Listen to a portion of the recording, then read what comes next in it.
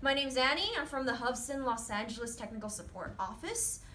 Today I'm going to be showing you guys how to upgrade your H501SS or S-S. Now bear with us, this is a bit of a lengthy process. Do pay attention to the introduction I'm going to give on the firmware upgrade protocol. If your drone is flying well, we actually recommend that you don't upgrade. And if you are a slightly more experienced flyer or a really experienced flyer looking to get more of the functionalities that are afforded by some of our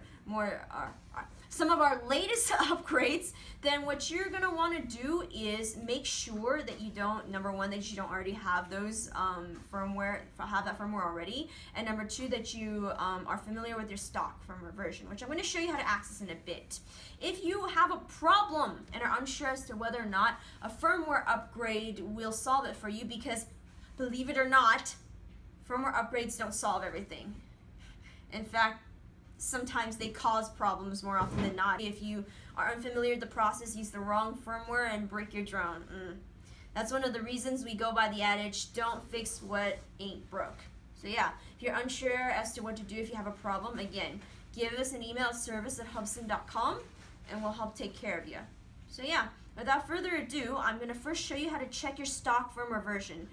Make sure you write this down. Come on over, I'm going to show you how to access your stock firmware. So I have over here a standard transmitter. What you're gonna want to do on a standard transmitter is pull your left stick or your throttle. If you're mode 2, then your throttle's on your left hand side, mode 1, throttle on your right hand side. So since we're operating on a mode 2 transmitter, I'm gonna pull the throttle, which is on the left hand side, down, hold it there, and push onto and hold the right stick. If you're using an advanced transmitter, simply pull your throttle down, hold it, and then hold your enter key. In this case, my throttle's on my left-hand side.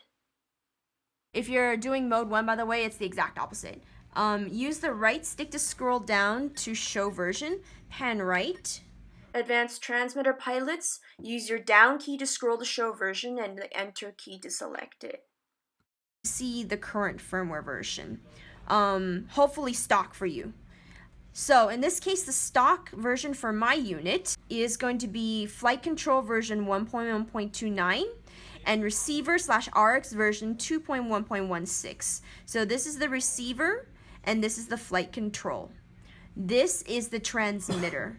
And this is an upgraded transmitter, so that's not the stock version. Most people are going to have 4.2.19. if you have these two over here. But the key here to pay attention to and to write down, which I will do in a moment, is the flight control firmware, which is the 1.1.29, and the receiver/RX firmware, which is 2.1.16. Keep in mind that your receiver is not your transmitter/remote control. Your receiver is your drone's motherboard. Flight control is going to be the brains behind the brawn, meaning it controls all of the GPS, all of the flight functions that go into a copter's flight patterns. Alrighty, so in this case, I'm going to write down my stock firmware version here on a post sticky for you guys so you can see. Stock firmware version, flight control or FC 1.1.29, receiver or RX version 2.1.16. So this is one version of the stock firmware that has come out so far. And I'm noting this down because the upgrade protocol for both sections on this particular unit are going to be different from if you have anything higher than this. So the next batch of firmware that was higher than this was flight control 1.1.31 and receiver firmware 2.1.22.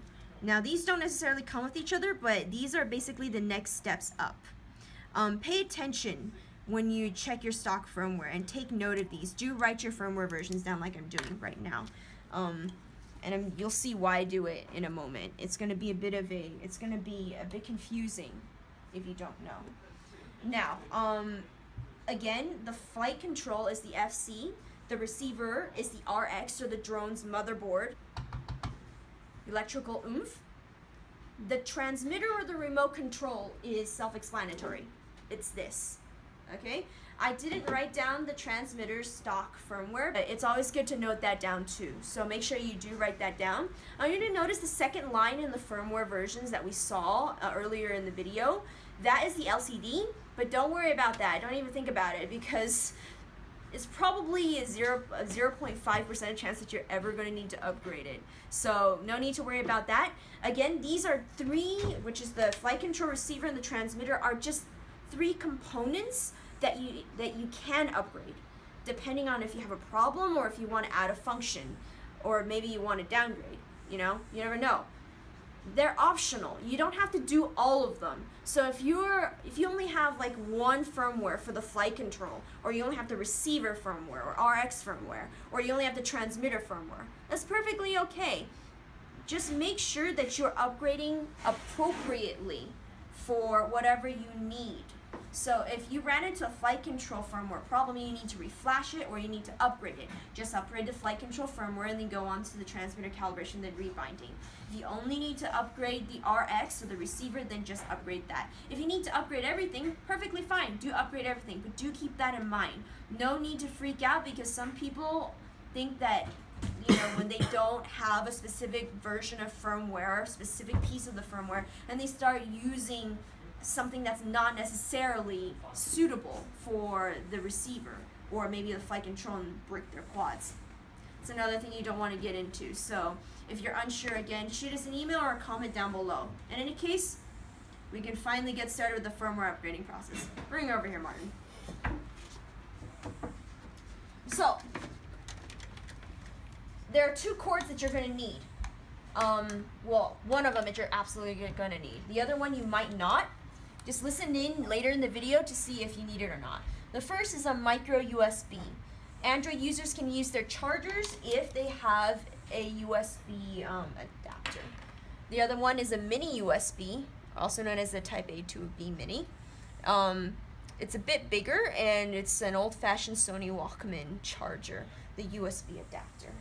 This one you might not need, but just keep an eye out, because we're going to get started and we'll show you what's going on with the differences in terms of the upgrade process. So yeah, first thing I'm going to show you how to upgrade is also known as the flight control upgrade, as I was mentioning, the FC. First things first though, if you want to upgrade anything, I highly recommend consolidating all your firmware onto an easily accessible area on your PC. In this case, I'm using my desktop as always, and this is my H501S firmware that I'm going to be using. First things first, if we're going to be upgrading the flight control, let's look for it. If you're watching this sometime in the future and you don't have these specific version numbers, or even if you don't have those numbers right now, you're perfectly fine. What you want to watch out for is the abbreviation in front of the version number. In this case, flight control /FC and RX /receiver. Again, the receiver is the motherboard of the drone. It is not the remote control. If you have these abbreviations as well as something indicating that it's an SS firmware, then you are on the right track. No need to worry. Notice here that the flight control is going to say H501A. Don't worry about that. The H501A firmware for the flight control only is going to be used for the S, the SS, and the A. So no need to worry about it. If you're seeing H501A, you're good, you're gold. So since we're going to be upgrading the flight control, let's get started. First things about the flight control upgrade that you're going to want to pay attention to. This is when writing down the stock firmware version is going to be very useful. I'm going to enter folder. Notice there are two tools here. The first is the H501A upgrade tool, which is used for the H501A upgrade. And many of you are like, what the heck is that doing here? We'll explain that in a minute. This is the H501 or H501S or SS flight control upgrading tool version 3. Now, if you have stock firmware version 1.1.29 for the flight control, we're only looking at the flight control, not the RX right now. So if you have stock firmware version 1.1.29, you're going to use the upgrade tool version 3 to upgrade. If, however, you have flight control version 1.1.31 or above, you're going to use the H501A upgrade tool to upgrade your flight control. So this section and this section only. Ignore the RX version program upgrade for now. Just look at this. My default or my stock firmware version was 1.1.29. I'm just going to go ahead and use the upgrade tool v3. For those of you who have something greater than 3.1 or higher, and you need to use the H501A upgrade tool, just follow the same sort of steps that I have here. The interface is different, but the process is the same. First things first, I'm going to need my micro USB for this.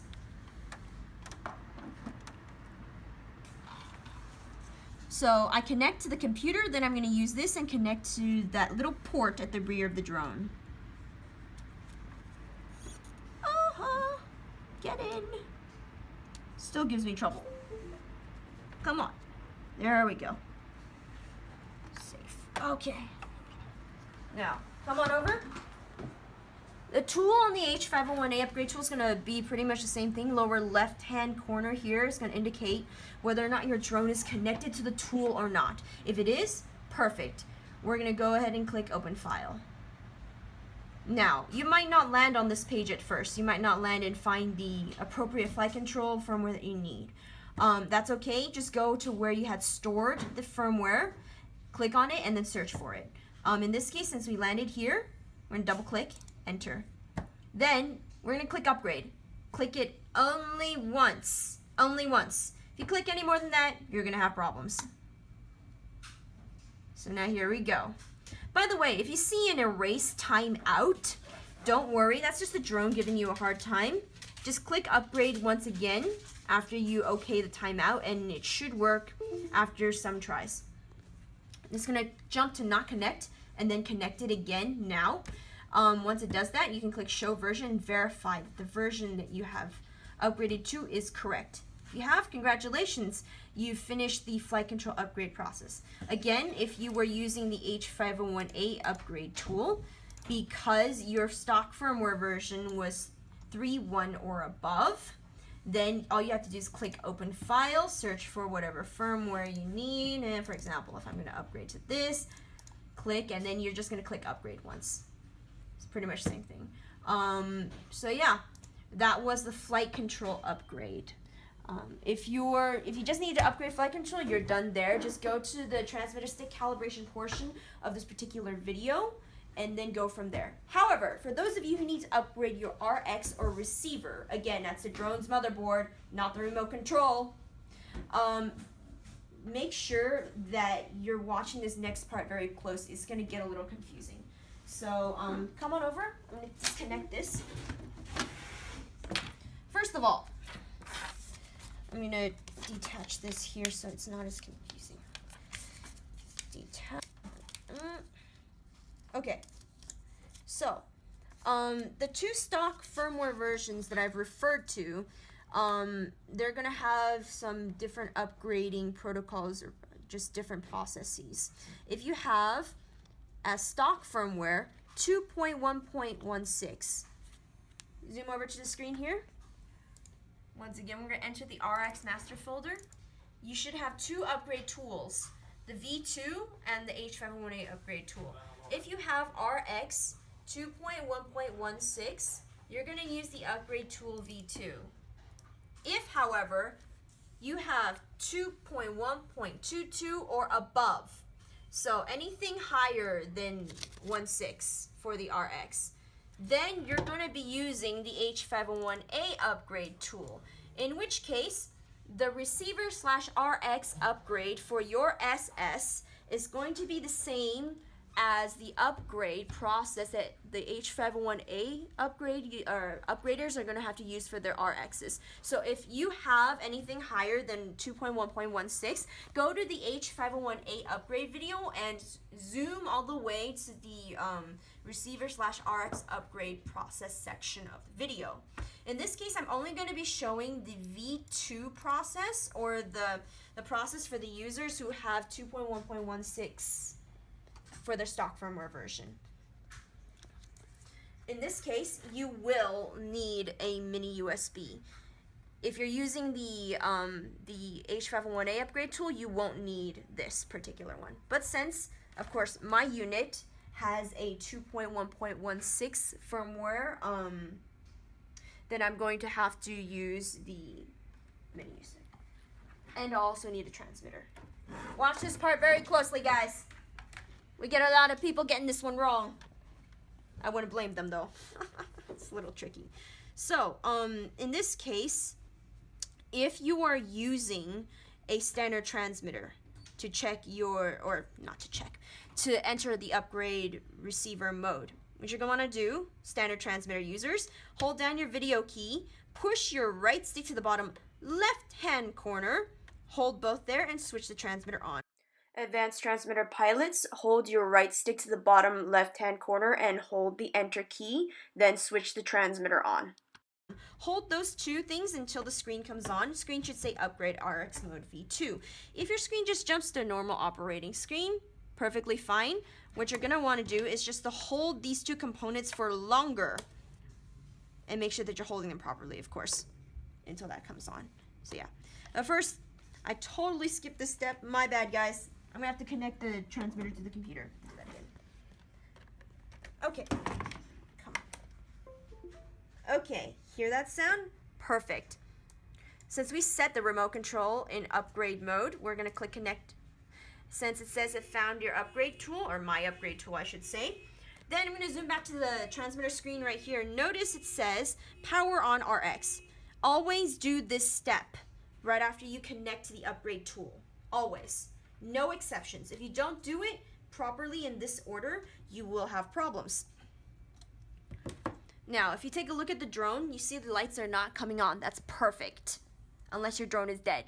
But we're not doing this if the drone is dead. So, you're gonna hear it do that. You're gonna hear it make its little yoo-hoo, I'm on sound, but the LEDs aren't on.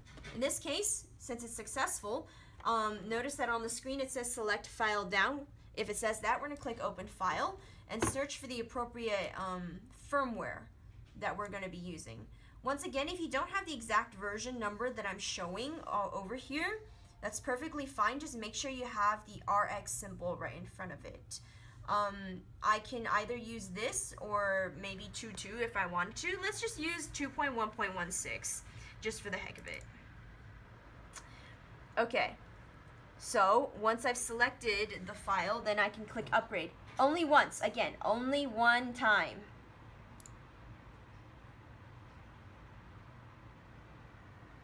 I'm gonna wait for it to race up to the top. Uh-oh. We got the potential problem here, guys. But that's okay. Aha! But it finished. Pretty cool, huh? In that case, you see upgrade success. You have no idea how relieved I am.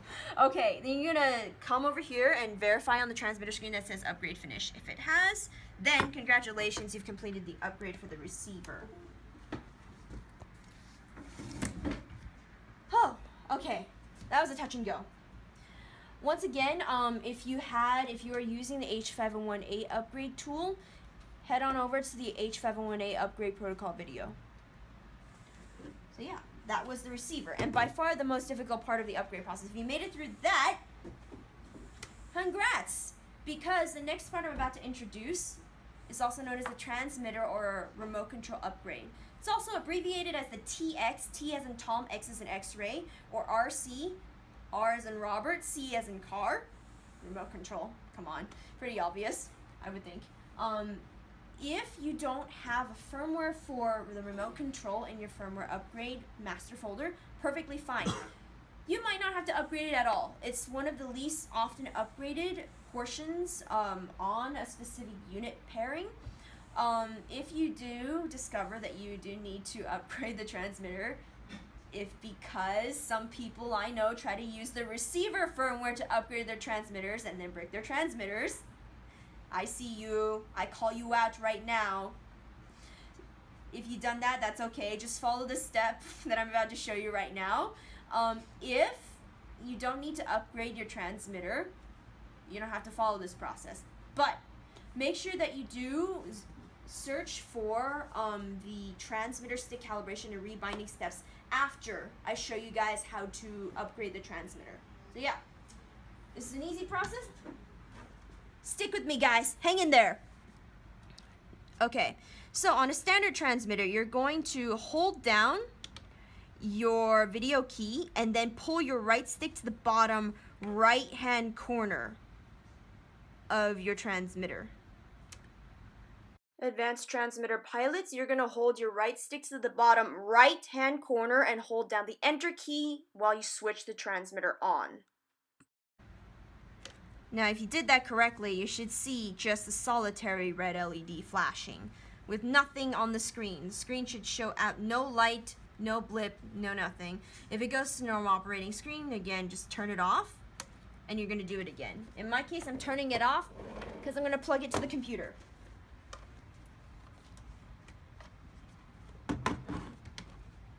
Once again, bottom right hand corner, hold and turn on. I've done it properly, so that's a good thing.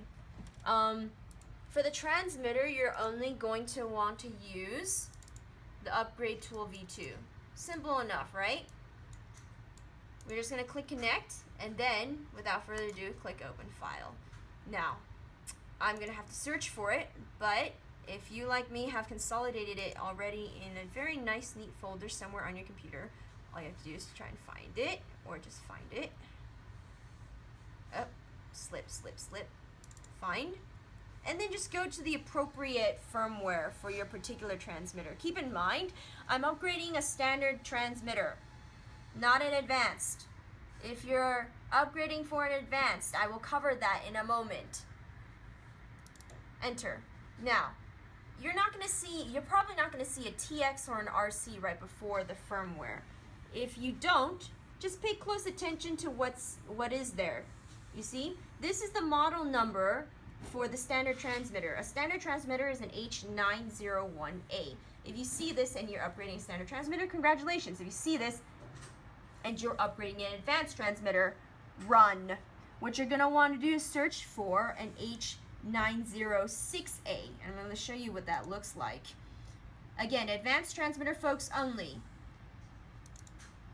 Advanced transmitters are the H506A. So if you're upgrading for that particular transmitter, always look for this in front of the firmware version. Alrighty? But since we're upgrading for standard, back we go. This case, my particular firmware version is 4.2.24. If you don't have a firmware version like this, perfectly fine. Just make sure you have that in front of it. Double click, click upgrade only once. Now, if you look on the transmitter here, your LED should be doing that. In any case, have a look back on the on the computer screen. It says upgrade success, and as you can tell, the LED just stays solidly lit out a nice festive red there to show you that it's successful. But yeah, I just have to turn off the transmitter, unhook it from the computer. Alrighty. So, if you reached the end of all of that, congrats! Yes, I know, a lot of brain power and a lot to follow, but hopefully I've broken it down pretty well for you. The last thing that you guys will want to do, this is very important, after any sort of firmware upgrade, is number one, the transmitter stick calibration, and number two, rebinding. I'm going to go over the transmitter stick calibration first though. This will be the same for both advanced and standard transmitters, by the way. There's mode 1 and there's mode 2. In mode 1, the right stick is the throttle. It's also known as the Japanese hand, because apparently a lot of Japanese flyers do like to use the right hand throttle. However, most of you guys will be in mode 2 with the throttle on your left hand side. So I'm going to take care of the mode 2 people first. I will also show the mode 1 calibration. Not to worry, if you are a mode 1, I will take care of you as well. Just got to take care of the mode 2 folks first. So mode 2, we're going to pull both sticks to the upper left hand corner of their sockets, hold them there, and turn the transmitter on. Make sure you keep on holding them. Okay. Notice that the LED's flashing green and red and alternating, and you see the instructions on some firmware versions. Other firmware versions might not show this, as long as it says calibrate sticks mode 2. If you have successfully entered this mode, simply pull the sticks up, down, in, out. One more time, up, down, oops, up, down, in, out, and roll the sticks twice or 3 times. I don't know how many times you'd like. Just make sure you get to every single corner in the sockets. Then you're going to hold down a trim or any sort of button. Wait for the transmitter to beep. And now you see the sticks and the channels read equivalently. You might want to do this if you find that your channels are moving peculiarly or just one is not moving at all. I'll show you what that looks like in a bit. Make sure you do move the sticks to their fullest extent, or else you will end up with a very interesting situation on your hands, which I will show you after I do the mode 1 calibration for the mode 1 folks.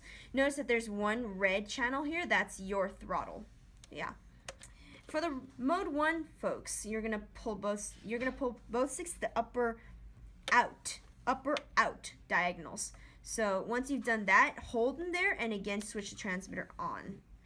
LED should remain the same, except this time it should say calibrate stick mode 1. If you've done that, just repeat the process. Up, down, in, out, up, down, in, out, circle, and then hold. Beep. And now you can see the throttles on the right hand side now. Check your channels to make sure they are moving properly. Let me show you what happens if you do it incorrectly. Back to mode 2. Now some people, maybe they're hasty or they just first time seeing this calibration on manual and on paper, not sure what to do. Maybe they just do that. And they hold down a button.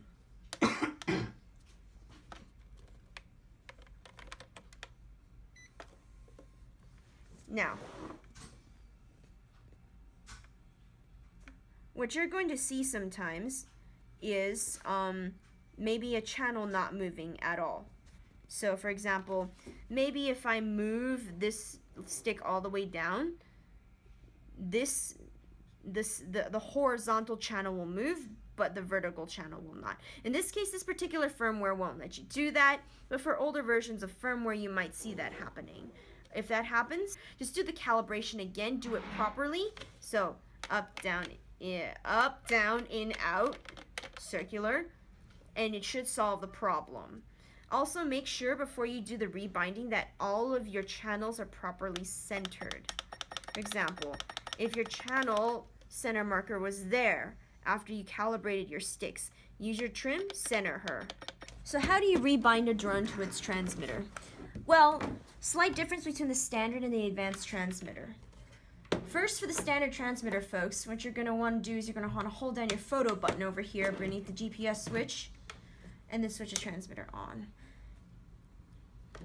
It should say system initialize followed by bind to plane. Advanced transmitter pilots, hold down your enter key, and while holding it down, switch your transmitter on. Once you've entered that mode, you're going to connect the drone to its battery. Notice how close I've got the two. If you have them way too far away like this, you're gonna have some connection problems. I like to put the transmitter here just because the 2.4 antenna is here, so it helps the signal connect much more quickly. If you've done it properly, then you'll see the drone go into check gyro sensor followed by calibrated compass 1, and that's how you know you've done it properly. And one thing that I like to do after every firmware upgrade is to just check it on the main menu again. Again, that's how you enter for the standard transmitter. For the advanced transmitter, folks, you're going to want to hold the stick down like that and press and hold the enter key. You're going to want to then use your right stick, and in the case of the advanced transmitter, folks, use your up and down keys on your transmitters and scroll down to show version. Pan to the right, and now you see that we've actually upgraded quite properly here. I did upgrade, or I should say reflash or redo the receiver upgrade or receiver firmware at 2.1.16, and then upgraded the flight control firmware to 1.1.36. So yeah. If you've done that properly, then perfect. If you haven't, you see the discrepancy, just repeat whatever appropriate step on the video is applicable to your situation. If you'd finished this, I congratulate you. Thank you very much for sticking with me through this. I know it was a bit of a bumpy ride. Be careful, it's a bumpy ride. But if you made it through, you're the bomb. If you have any questions after my long-winded rant, do feel free to leave a comment beneath this video or give us an email, service@hubsan.com. Until then, until next time, this is Annie from Hubsan, Los Angeles, signing out.